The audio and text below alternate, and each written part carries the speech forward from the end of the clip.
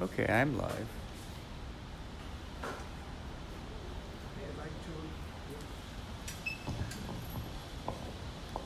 Well, I'd like to welcome you to the Kokua Council press conference. My name is Larry Geller. I'm a past president. We have board members present. We also have Lieutenant Governor Josh Green, John McDermott, the long-term care ombudsman, Kaeli Lopez from AARP, and Rona Fukumoto from Lanakila Pacific. What we're going to do this morning is I'm just going to go through Kokua Council's concerns initially, and then we'll ask for we'll give the agencies and the ombudsman an opportunity to make quick questions or remarks or concerns. And then I'll give the microphone to Lieutenant Governor Green. I want to make it clear, though, that we thank Lieutenant Governor Green for being present today and to hear our concerns and comment if he wishes. But today, we're not pressing for answers. We're not looking for solutions today. This is step number one. So, Kokua Council is very concerned that the state be prepared to assure the safety of its senior citizens when the COVID-19 virus arrives. It's going to be here, there's no question. The question is only when. So there's time to prepare, and we would like that time to be well spent. We're presenting our concerns, not expecting answers, but to raise awareness and ask that the state explicitly lay out its plans for protecting our kupuna in the very near future. There's not much time to waste. Let me start with concerns for the safety of residents in care homes. Hawaii has all kinds of care homes, but I'm sure everybody has heard about the situation in Seattle. We don't want that replicated at any facility in Hawaii. Hawaii has various levels of care homes. There's the nursing home, and then there's long-term adult residential care homes, assisted living facilities, all the way down to smaller facilities with perhaps 1 or 2 beds, foster care facilities, and even adult daycare centers.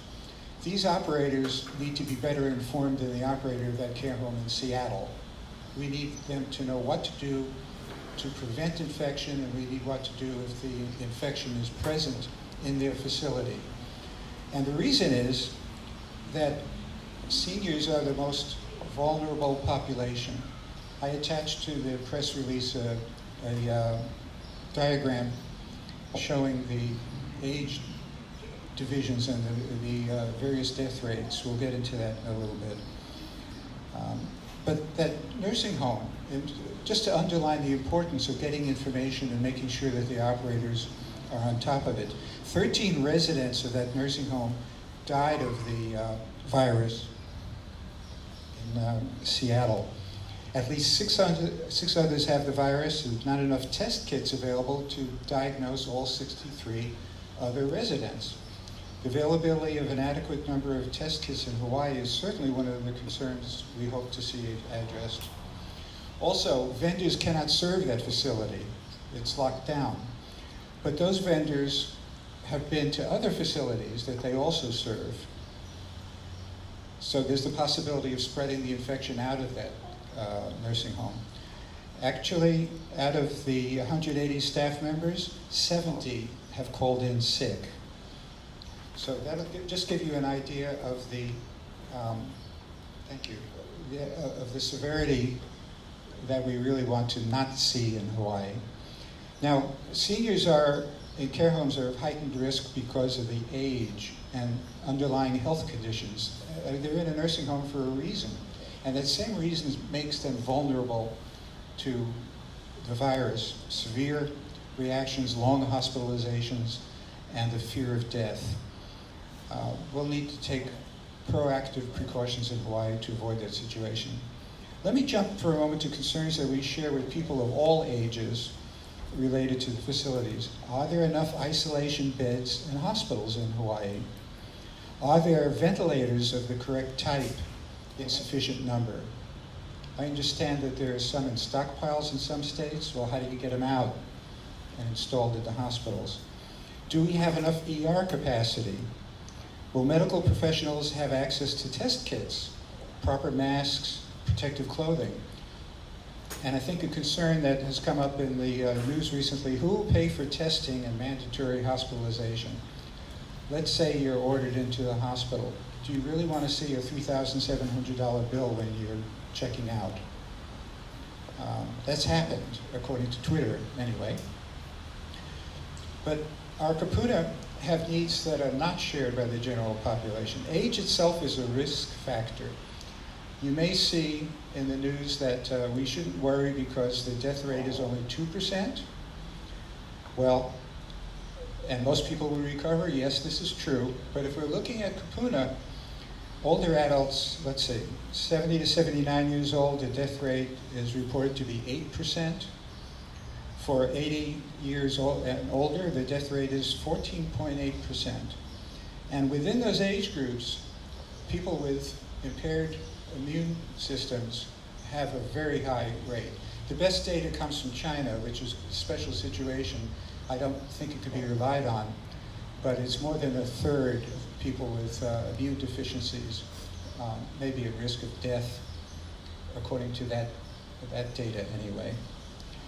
Now, in Hawaii, we also have, aside from the care homes and the nursing homes, we have hundreds of homebound seniors who are dependent on Meals on Wheels, medications, access to equipment, or to key services such as dialysis, or who are being served by caregivers, family members, volunteers, agencies. They are not able to follow the guidelines suggested by our emergency management agencies, which say, go stock up on food for 2 weeks, be prepared to stay at home.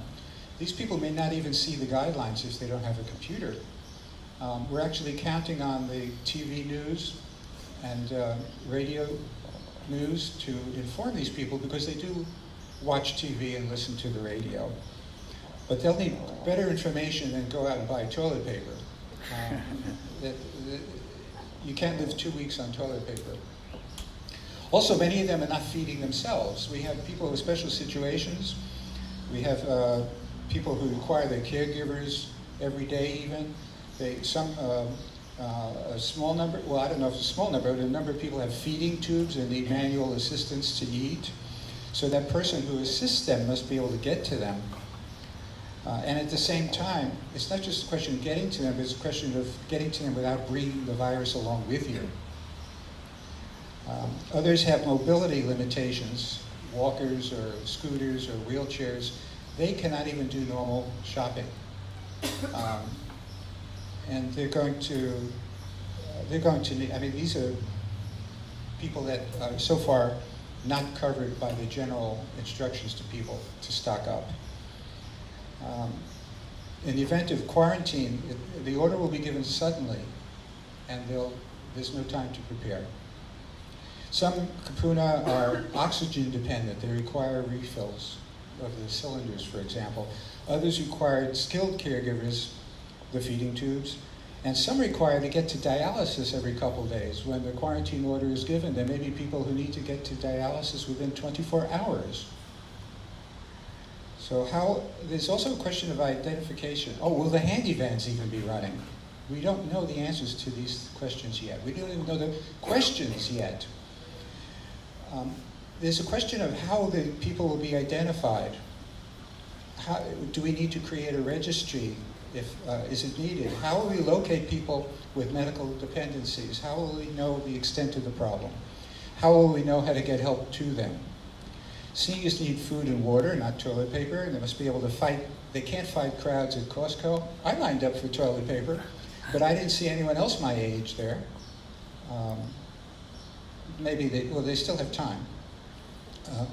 A quarantine is similar to shelter in place after a natural disaster, except that support agencies may be overwhelmed or unable to deliver services under restrictive orders. The needs of those who cannot prepare must still be accounted for and accommodated. We're not throwing these people off a cliff, at least I hope we don't want to. Even simple things like visiting the ATM or paying bills, paying your rent, may become challenges in the event of quarantine orders. We don't want people evicted because they can't get out to get their rent money out of the ATM. So in summary, it's necessary for planners to know what our kupuna will need. They need to know how to get this information to them, to their caregivers, to the agencies, to the care home operators. We can't just assume that people are watching Twitter or even watching the news and depending on that. We need to know that we're communicating with the operators of the facilities and with every agency and caregiver, that the word is getting out. And before the word gets out, we have to create the word. We need good policies that are going to protect the people of Hawaii. So we have, I'm wrapping up at this point myself. We have present with us today agencies. We have AARP and Lanakila Pacific. What I'd like to do is just give them the microphone for a moment and ask them if they could briefly state a concern or even ask a question that may not be answered today, but questions are important. And then we'll, next, John McDermott, the long-term care ombudsman, will give him a chance to say something, and then I'll turn the microphone over to Lieutenant Governor Green. Again, with no obligation to give us the answers, but we'd very much like to hear what he has to say, even at this point, or tell us about plans for the future. Kaylee. Aloha, thank you, Larry. From ARP's perspective, as you know, we represent and work with and are interested in health care for seniors. One of the things that we urge is that Congress, is that the administration move quickly to release the funds that were approved on March 6th. There's a bipartisan approval for federal funds to the states, and we're looking forward to hopefully hearing from Lieutenant Governor Green that in fact the federal government is moving quickly to release those funds. As indicated, we are concerned about those who are also in health care facilities.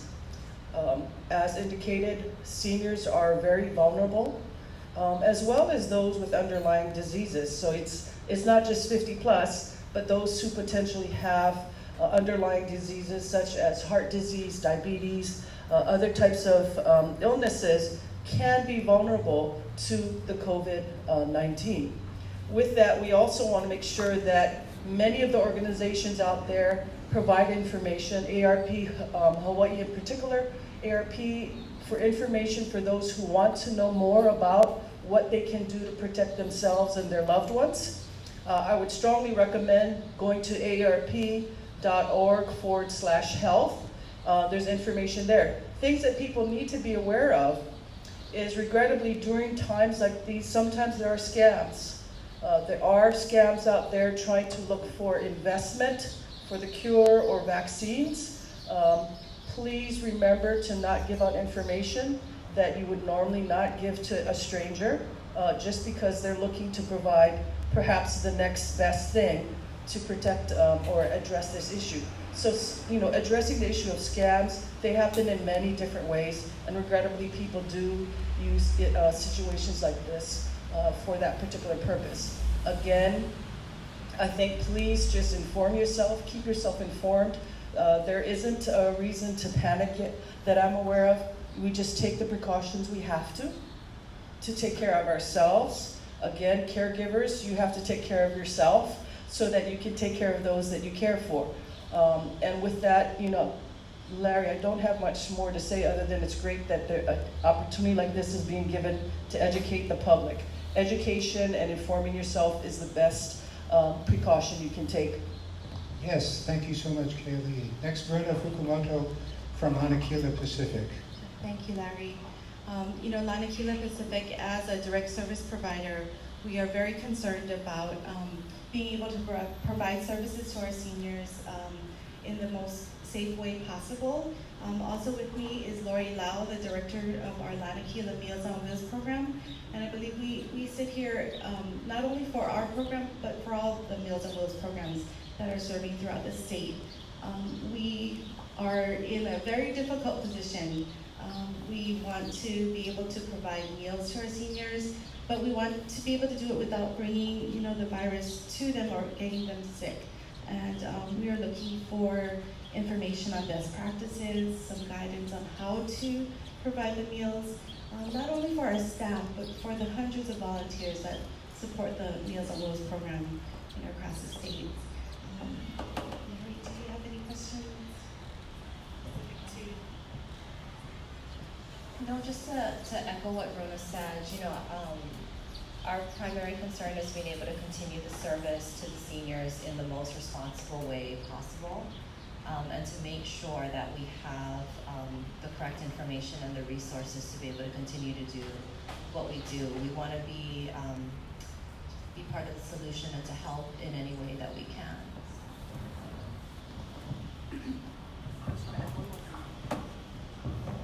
So I just want to add one more thing, Larry. I think this is a really important time for people to recognize that some of the concerns that we've, as a state and the country, has been wrestling with is the issue of prescription drugs.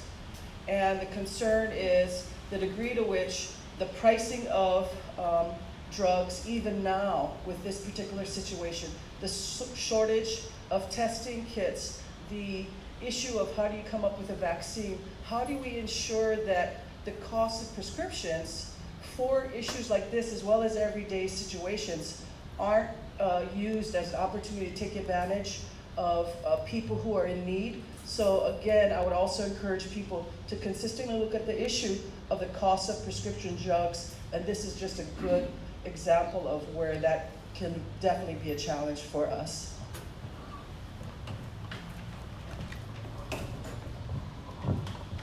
Aloha.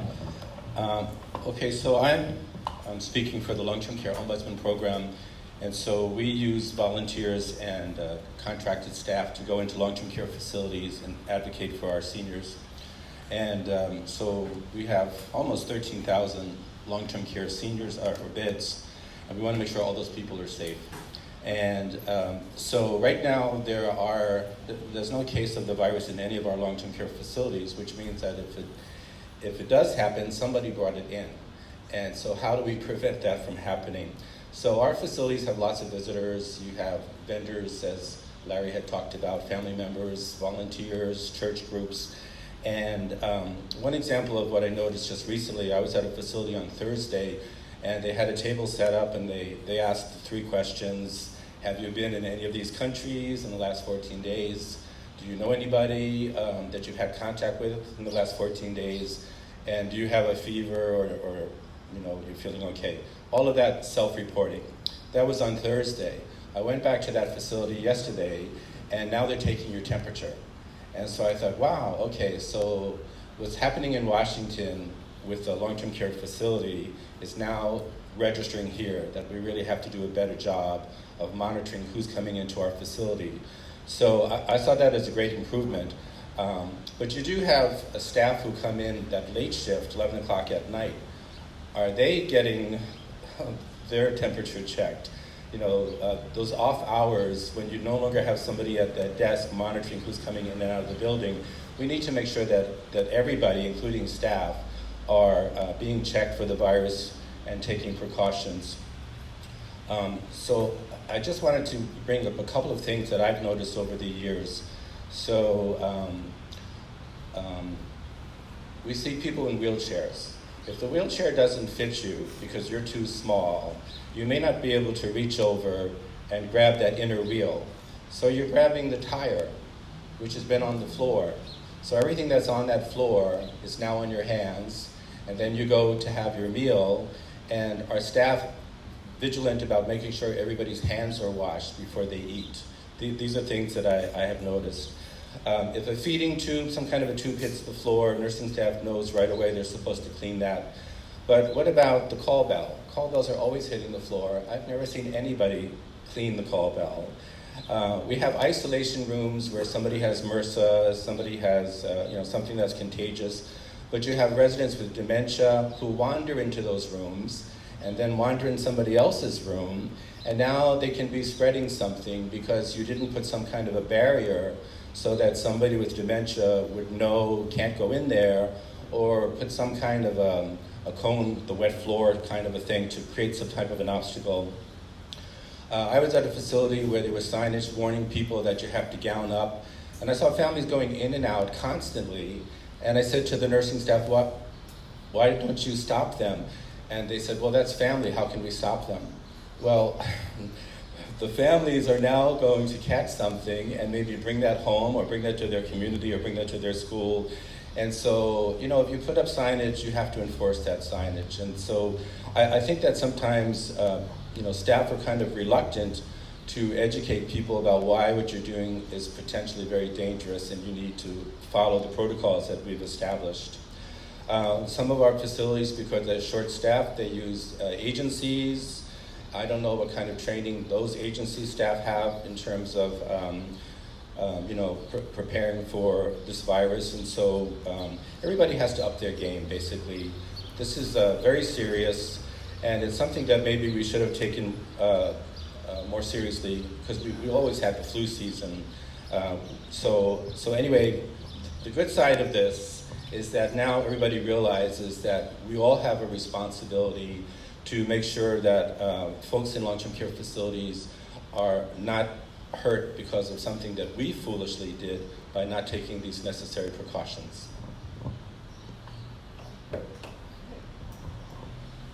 Let me turn the microphone over to Lieutenant Governor Josh Green. Aloha, everybody. Aloha. So I have a lot to share with you. You've heard excellent information already. Let me preface this with some general comments about coronavirus also and the flu, so that you have a very clear understanding of what we're dealing with. Keep in mind that every year globally, we have as many as 500 million cases of influenza. The flu is very lethal to our seniors also. Every year, of those 500 million cases of influenza, between 250,000 and 500,000 people worldwide can succumb to it and die. So for perspective, so far, we have 111,753 confirmed cases of COVID-19, obviously far fewer than the 500 million cases of flu that we will suffer, and we've had 3,888 deaths.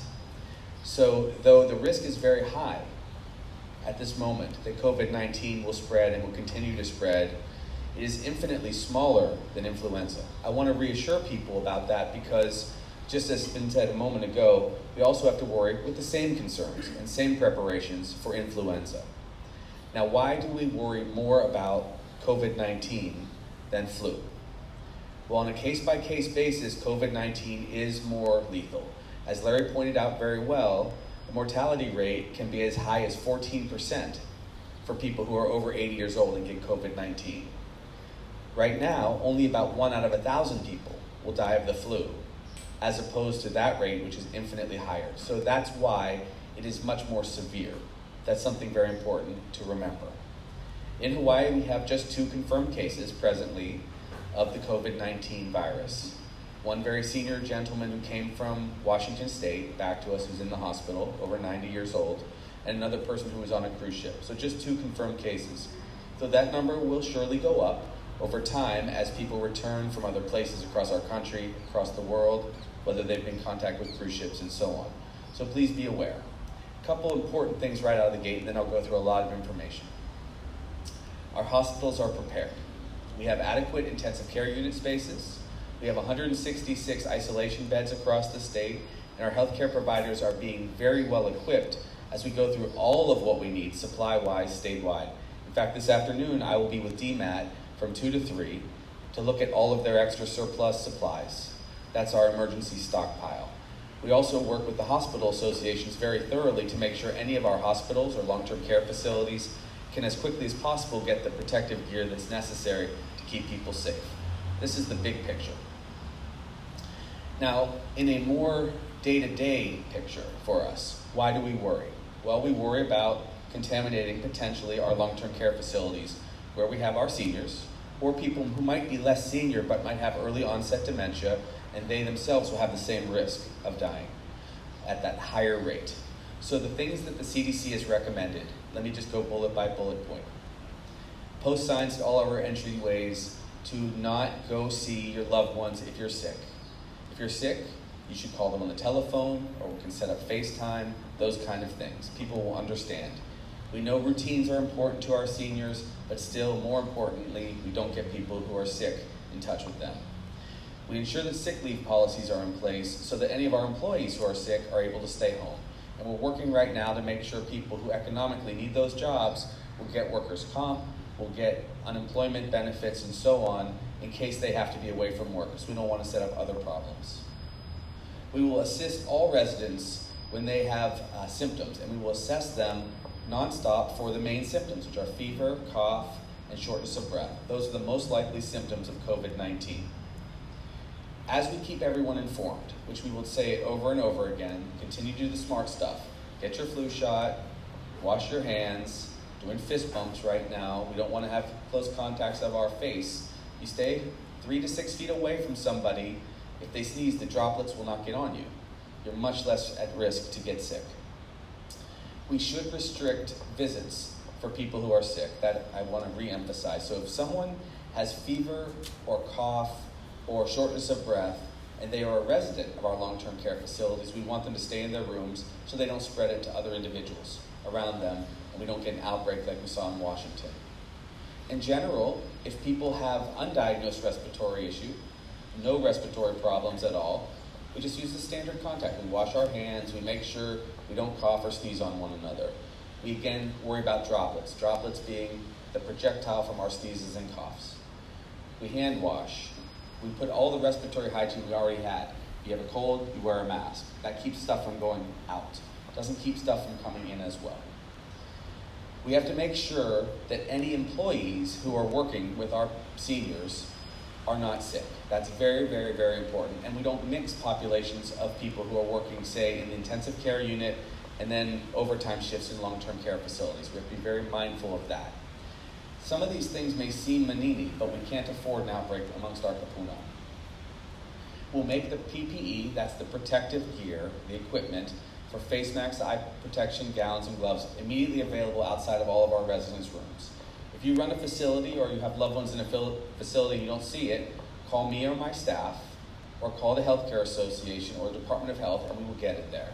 It's our responsibility to use these federal funds that were mentioned, and we already have seen some flow. We already received $1.75 million to quickly get a little extra staff. We need much, much more. We have a request right now. We've been adding it up. All of our hospitals have asked for about $44 million of extra gear and equipment in case this goes on for a long time. So those are some of the original updates. I wanted to reassure people that we are spending 24/7 with our hospital teams, with our medical teams, because a lot of things are changing as we go. Right now, as you know, it's difficult to test people because we have a limited number of tests at the Department of Health in all the states, and they're working very hard. But toward the end of this week, or maybe at the beginning of next week, we'll have the private labs able to test. That will expand our testing capacity very, very much. Right now, any lab out there has to go through the State Department of Health, understandably, for people who are most sick. But in the coming days, when our state labs, and that's clinical labs of Hawaii, DLS, and Kaiser's lab, get added to Tripler in the State Department of Health, that is thousands and thousands of extra people that if we have a worry, if we have a granddaughter or grandson that has a cold who must be in to see our kupuna, we can check them. We can check them to see if they're well. We can check more people who are on the edge rather than in the intensive care unit. So these are some of the very important things I wanted to share. I will add, those who are senior, as you heard before, over 80, much higher risk. So we have to check those individuals early so that we're ready with ventilators and whatnot if, God forbid, they get sicker. In addition to that, you should have supplies of no less than 30 days of your medication. And we will make sure that there are not extra co-pays and so on for seniors and anybody as they get that service. Also, for testing, we will not have any extra fees. We already have a commitment from Blue Cross Blue Shield, from Kaiser, from the CDC has made sure that Medicare will not add extra costs to us, or Medicaid. So we will not get extra costs or receive bills for that testing. And if someone is put into quarantine and anyone receives a bill, just call my team. And we will make sure the hospital does not charge that senior, because that would be inappropriate. We are in the process of finding some other quarantine capacity for visitors. This will not be the concern that we have for our kupuna, because they either have places to stay at long-term care facilities or in their home. People who can rest at home, even if they have the COVID-19, often will have very mild symptoms, but they'll be at home and safe. If visitors come from afar, we have to find a place where they can be, because they shouldn't be at the hotels. And we also have to worry about our homeless moving about if they get sick. So all of these issues basically speak to preparedness. We have our Department of Health working 24/7 on this, our hospitality industry, all of our healthcare providers, and a lot of the private sector to get tests. So all of these things kind of come together, but I know we are worried about the more normal things. How do we get meals to one another? Well, we will once again have to have good protocol, so anyone who is sick, just like anything else, that is going to work. If our workers who are delivering meals have any symptoms of upper respiratory problems, they should then beg off that shift and allow someone else to deliver the meals. If any of our kupuna or clients are sick, they should not receive the meals directly. They should have someone else receive them so we don't start spreading and bouncing the infection back and forth. But it basically comes back down always to the basics. If you're sick, do not go out, do not be in public places, do not share your germs. If you have to go to work and you feel sick, do not go. Do not go to school, and we'll make sure that all the supplies are available. I think I'll stop there because I want people to once again be reassured that we have very few cases, just 2 in our state. This could ramp up very quickly, and it will certainly change once we test a lot of people statewide. We will likely find some cases that have been lingering underneath the radar, and that will scare people very significantly. But know that the preparation will be the same. We'll still ask people not to be in contact if they're sick, and if there's any doubt, please stay home. We also will be doing other things like setting up mobile centers, we believe, where we can get a quick test for people over time so that you don't have to go sit in the ER. Just call your healthcare provider if you're sick. Don't go sit in the hospital, don't go sit in the doctor's office. We'll recommend how to get you that test. These are the kind of basics that will come into play in each of the next weeks, and hopefully it will do what other coronaviruses have done, which is they burn out come summertime, and the cases drop off very significantly. But we'll monitor it from now till then just to make sure.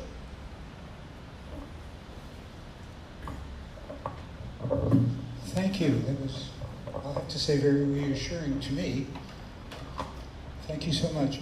What I'd like to ask, make a request of the media is the older folks are watching your TV, they're listening to your radio.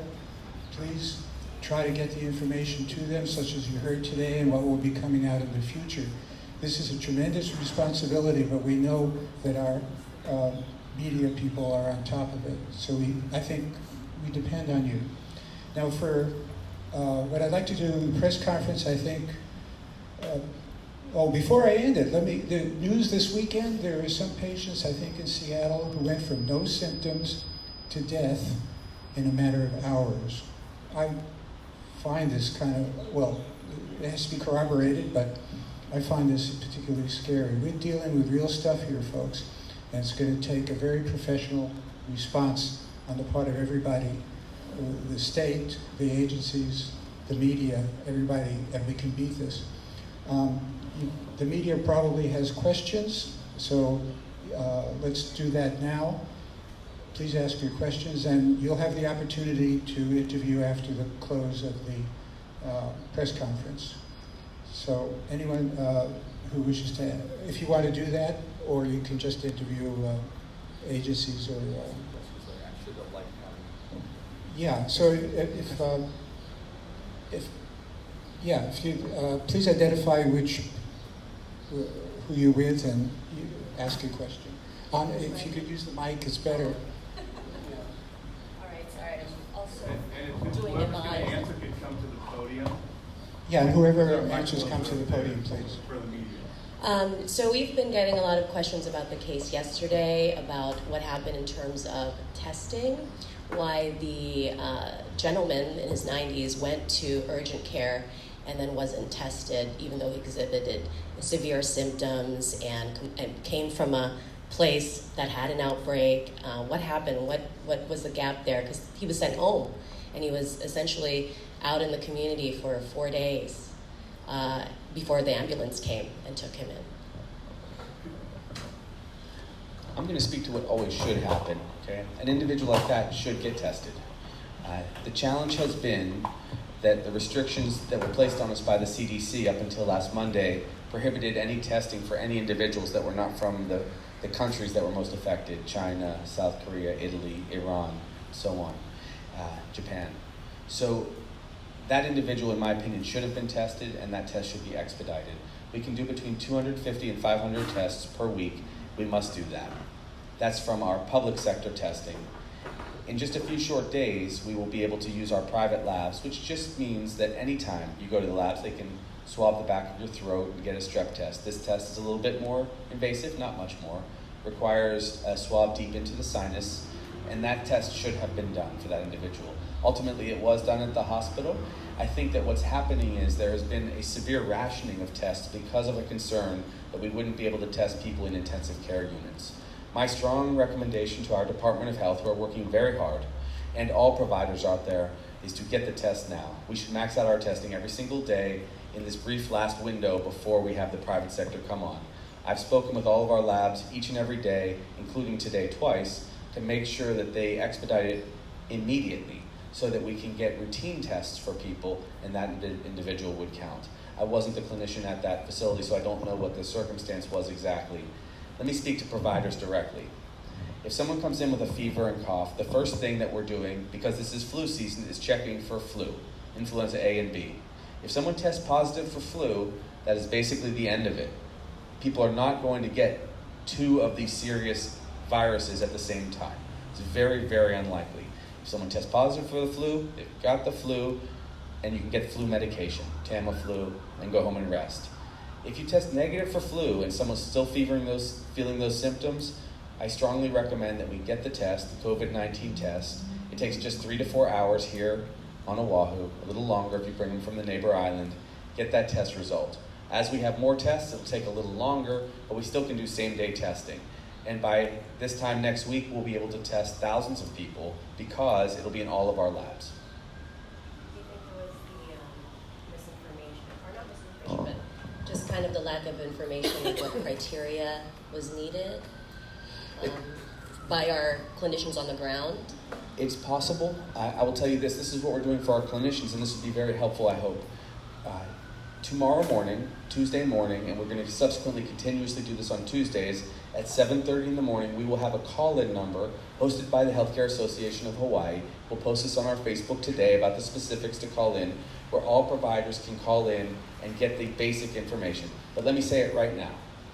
If you have sick individuals that have any contacts for COVID-19 or from an area where we have concern, which is many areas now, including Washington State, New York, parts of California, certainly China, Japan, and Europe, if you come across an individual with these symptoms and they test negative for the flu, please test them for COVID-19, and our Department of Health will press them very hard to make sure they test all of those cases and get the result for us, even if it's just for reassurance. There's another reason to get the test more vibrantly, especially for people in hospital settings, and that is we need to preserve our healthcare community and their capacity to deliver care. So we need to know if people just have the flu, which is no big deal, knock wood, versus COVID-19, which requires a lot more personal protective gear. And that utilization of these resources is necessary because we have to keep the nurses, the doctors, the nurse practitioners, the physician assistants, the aides, we have to keep them clean and well so they can provide the care to the other 1.3 million of us who are going to receive the care. That's very, very important, and why the testing is additionally important.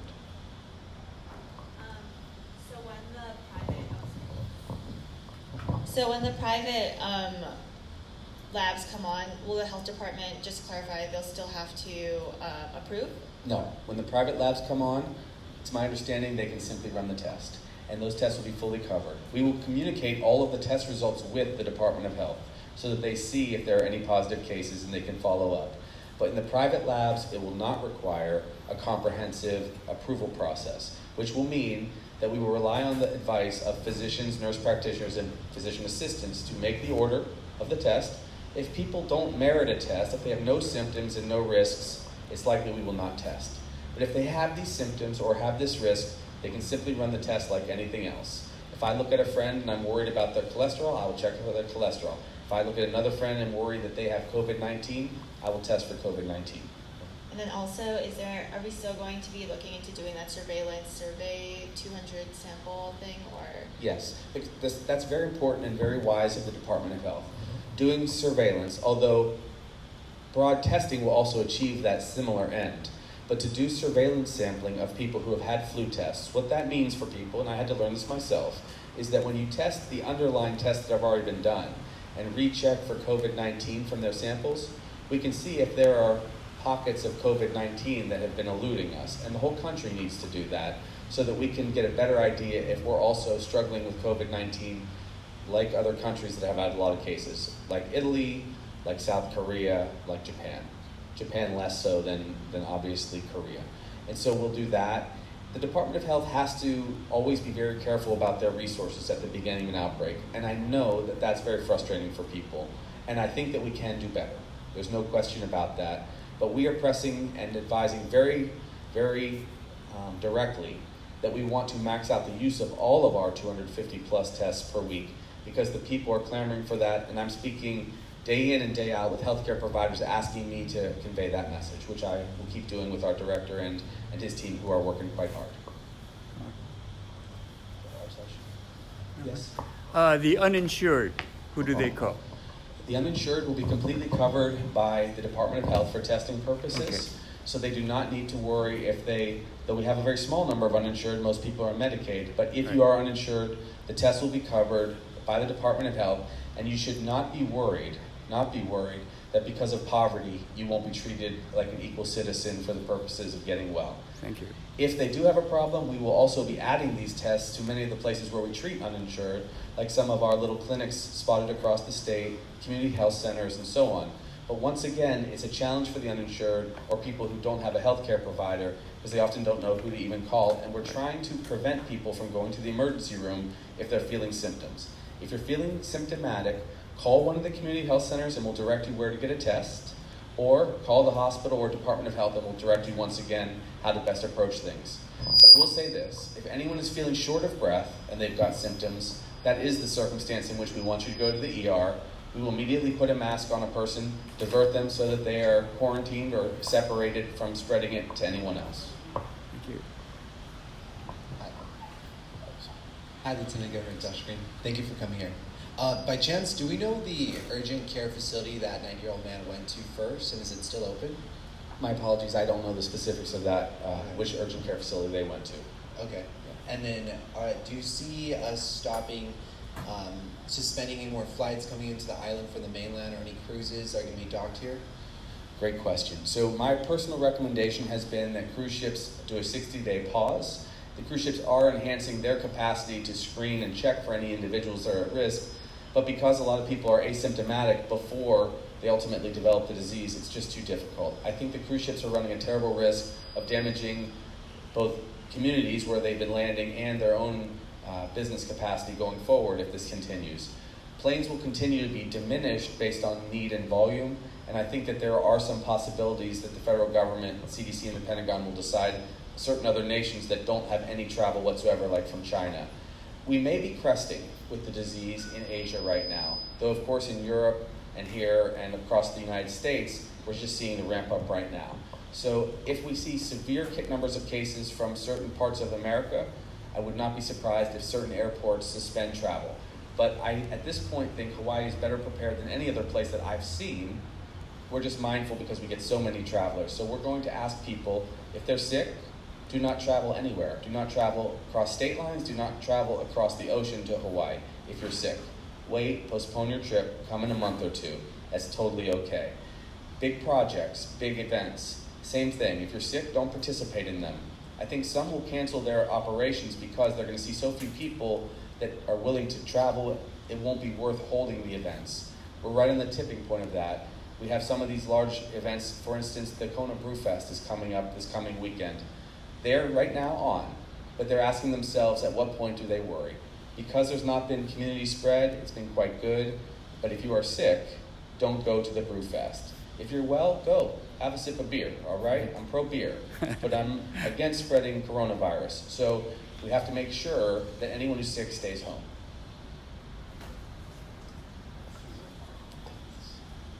This Regarding the cruise ships, what about the one that just travels within the islands? We got a call, or today was upset that Pride of America just put into Kahului this morning. Passengers are out disembarking currently. I share that person's concern. I think it's time that we actually pause the cruise ships, and certainly the cruise ships should not allow anyone to disembark from the cruise ships that they have the smallest symptom, cough, fever, shortness of breath. Let me say something general about viruses and spread. People only spread these viruses in a large way when they're symptomatic. When you have high fever, when you really have heavy runny nose or coughing, that's when you're at the greatest risk to spread. So if someone's feeling 100%, I know you have to take it with a grain of salt, but you are very, very unlikely to catch anything from anyone if they're not actively sick, coughing, runny nose, sneezing on you. But that is not enough consolation to many businesses who are worried. So that's why I think it would be better to postpone cruise ships for 60 days, come back, refund people's money, and then once this is settled down to nothing, have lots of cruise ships come, lots of airplanes flying in here, have our hotels full then. It's better to be safe for our public health purposes. I think really, and I'm meeting with the cruise ship industry on the 11th, which I believe is 2 days from now. I'll be conveying that once again. Regarding the second patient, we received information about the Hawaiian Airlines flight at about 10:30 last night. DOH indicated that they were waiting for CDC to inform them the airline which flight. Did that information come from the CDC at that time, or did the DOH do some additional investigation on its own to track that information down? I don't know whether the CDC called them or they called the CDC, but that is about when the information came in. And I think the Department of Health is endeavoring to give people information in real time. When we heard about the first patient, I think it was less than 90 minutes before we held a press conference to share, and we'll continue to do that. Dr. Anderson, with his team, is very diligent on getting information out. We know it can be scary, but remember, we're not seeing community spread, and we are gearing up all of our healthcare capacity. So I'm not personally worried one bit about whether or not we can deal with an outbreak of COVID-19.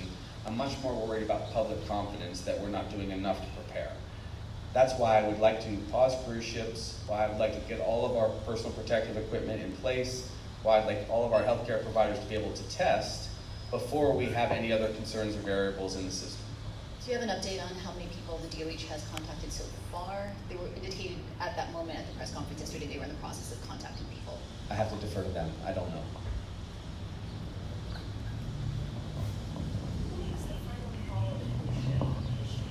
The question was, who makes the final call on the cruise ship issue? Technically, the federal government and the Coast Guard makes the final call. However, we do have a lot of capacity as states to essentially send a message that we can't tolerate, based on our healthcare system and needs, a large influx of people. And so I think it's very important that we assert ourselves as individual states on these kind of issues. Ultimately, the federal government does have to respond to our states' needs.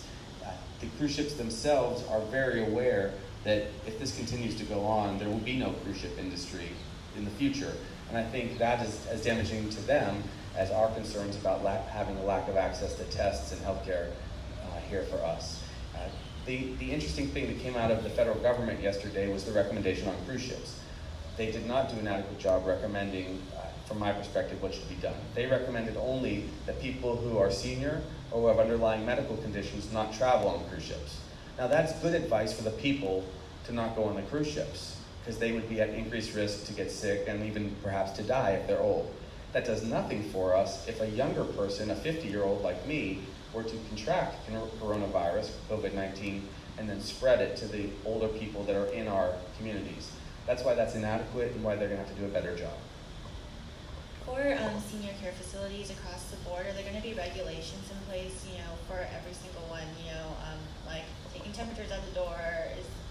So I guess is it going to be like a standard of some kind of precaution across that they all must adhere to, or? I think it's probably too little time to establish new regulations, but the absolute advice will be to every one of them. And the Healthcare Association is able to convey this advice to all of the institutions that are across the state, to absolutely do what was just explained in the CDC recommendations, which is to post warnings, to not allow any individuals, if they are sick in the facility, to mingle with other patients. If they become sick enough that they need healthcare or advanced healthcare, they'll go into isolation and quarantine. that we don't allow sick individuals from outside the community to enter and visit individuals that are at the long-term care facilities, and that we don't have any workers who are sick. These are absolute moral standards, more than regulations even. But over time, this is the kind of thing that we'll probably have to do, because honestly, infectious disease poses a much greater risk to us than other threats that we've been concerned about over time. It poses a health risk, an economic risk, and a significantly larger risk than we've, say, dealt with as far as terrorism or climate change in the short term. Long term, those issues are gigantic. In the short term, infectious disease are going to affect our people more, and that's why we have to be on top of this. And then for the people who are at home in home-based quarantine, the two patients, and then if there's any others, if they have families or loved ones they live with, what kind of precautions should they be taking, and should they also be home quarantined as well, or? If people are at home in home quarantine, right now we have between 65 and 70 people in home observation. They do not have any symptoms. They've come from an at-risk area. They don't have to take extra precautions because they're asymptomatic. If people are positive for COVID-19, and we will have more cases of that kind, where people test positive and then we ask them to be 14-day home quarantine, we're going to ask them to stay away from their loved ones, at least 6 feet spread. We'll ask them to wear masks at home so that they don't convey any upper respiratory risk. And also, we will have a very low threshold to test their relatives if they develop any symptoms, which will of course require them in turn, if they are positive, to have 14 days at home. If possible, we will ask people to be totally separated from their loved ones in their own private room. And though this is difficult because a lot of us live in close quarters in small apartments, condominiums, and have big families, but we'll do our best to do that, to keep people in separate rooms if they're sick.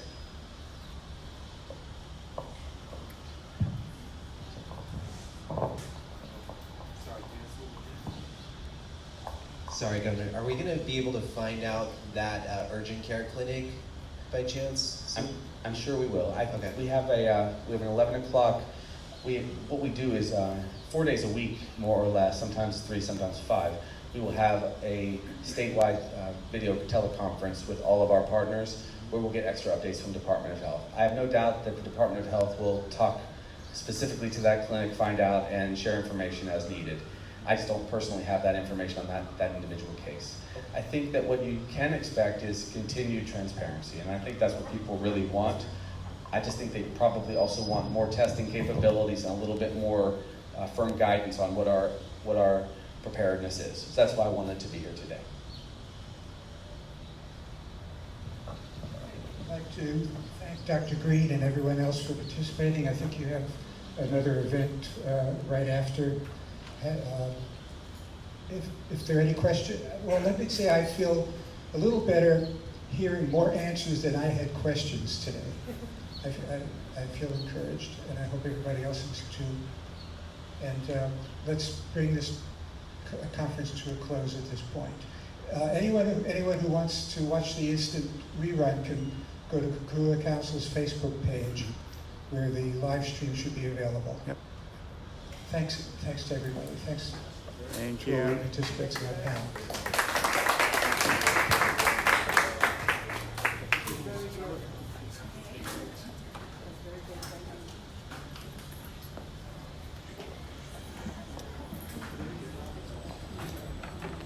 Thanks for joining our live broadcast. We're going to go off now, and it'll be available play on demand. Okay, thank you much.